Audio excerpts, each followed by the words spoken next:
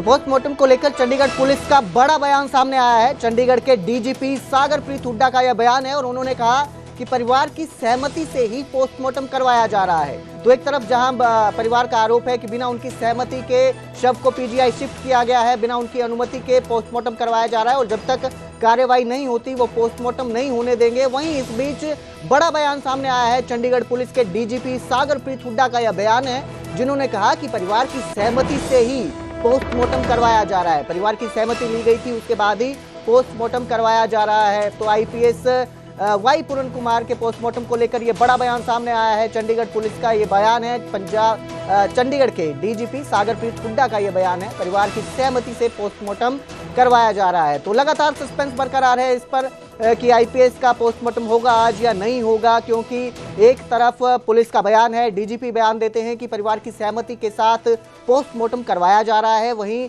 परिवार का आरोप है कि बिना अनुमति के ही जो शव है उसको पीजीआई शिफ्ट किया गया है।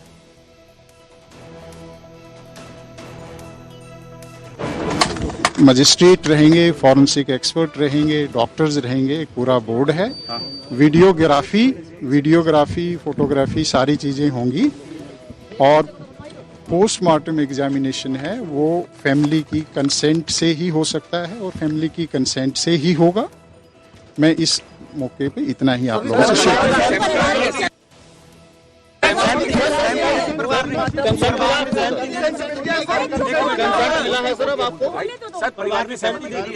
परिवार से हमने फैमिली से हमने रिक्वेस्ट की है कि आप जल्दी से जल्दी पोस्टमार्टम कराएं।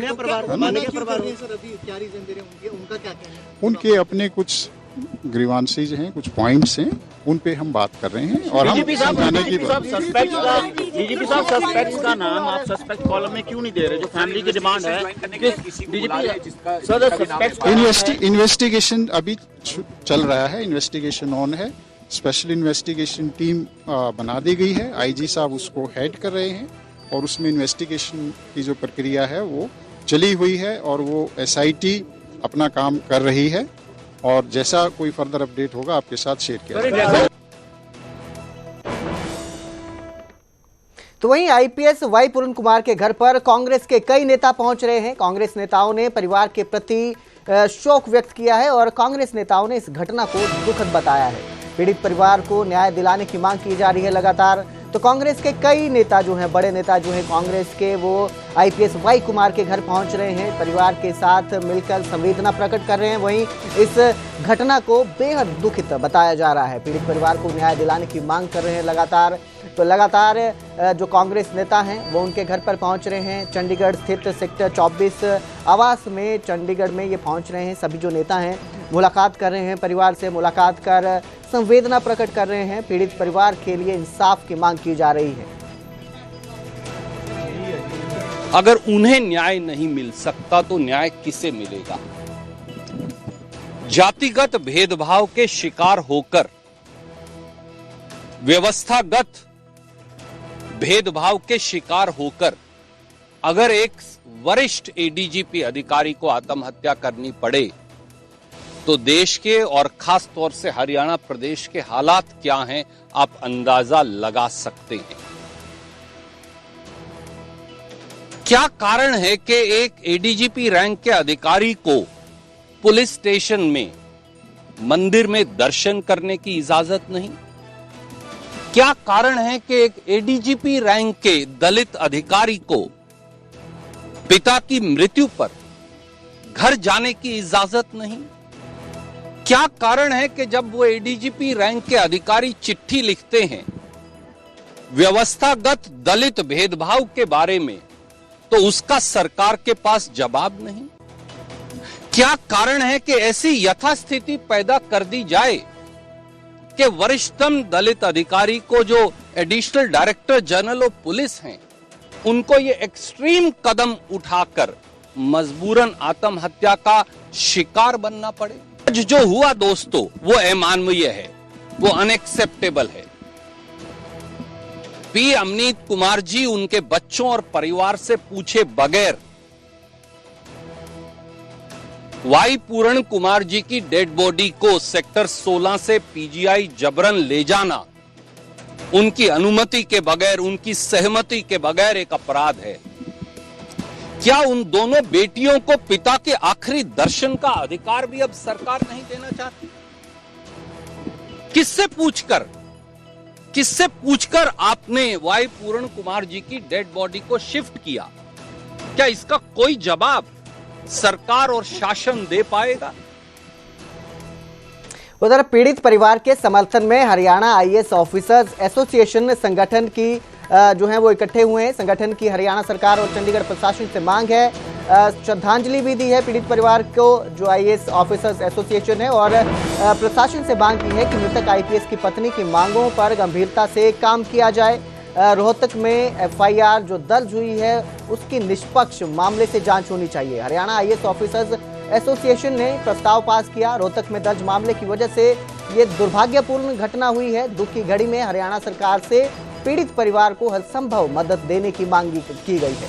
तो पीड़ित परिवार के समर्थन में हरियाणा आईएएस ऑफिसर्स एसोसिएशन जो है वो उतरी है, और उनका कहना है कि रोहतक में जो मामला दर्ज हुआ है उसमें पूर्ण रूप से जांच होनी चाहिए, निष्पक्ष जांच होनी चाहिए मामले की, और इसके साथ ही सरकार से परिवार को कानूनी मदद देने की भी मांग की है।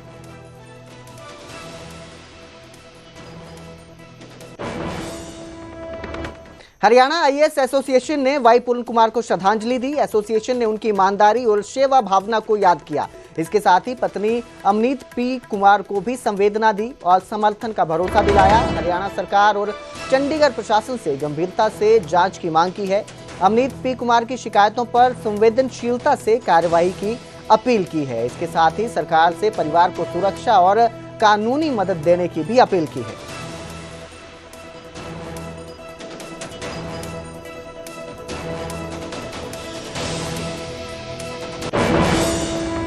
एडीजीपी सुसाइड मामले पर हरियाणा कांग्रेस एसटी/एससी डिपार्टमेंट के अध्यक्ष मनोज बागड़ी का भी बयान सामने आया, और उन्होंने कहा कि आईपीएस वाई पूर्ण कुमार की आत्महत्या नहीं बल्कि हत्या है। वाई पूर्ण कुमार जांबाज और ईमानदार अफसर थे। उन पर अत्याचार करने वालों को सख्त सजा मिलनी चाहिए। सरकार ना माने तो गवर्नर हाउस पर धरना देने की भी उन्होंने चेतावनी की है। तो उनका बयान सामने आया है। आपको बता दें, हरियाणा कांग्रेस एसटी/एससी डिपार्टमेंट के अध्यक्ष मनोज बागड़ी, जिन्होंने आईपीएस वाई पूर्ण कुमार की हत्या को लेकर बयान दिया है।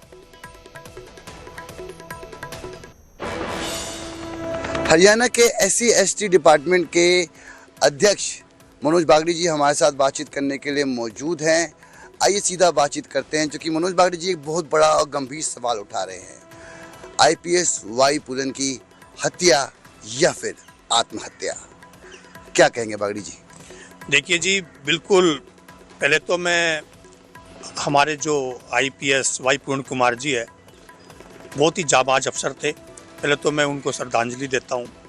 और ये आत्महत्या नहीं है, सीधी हत्या है सर, क्योंकि वो पिछले 1.5-2 साल से वो लगातार सरकार को चिट्ठियों पे चिट्ठियाँ लिखे जा रहे थे, सरकार को बार बार चेता रहे थे। उनके साथ जो अत्याचार किए जा रहे थे, बार बार वो एससी कमीशन में सरकार को, चीफ सेक्रेटरी को, कभी सरकार ने उनकी कोई सुनवाई नहीं की।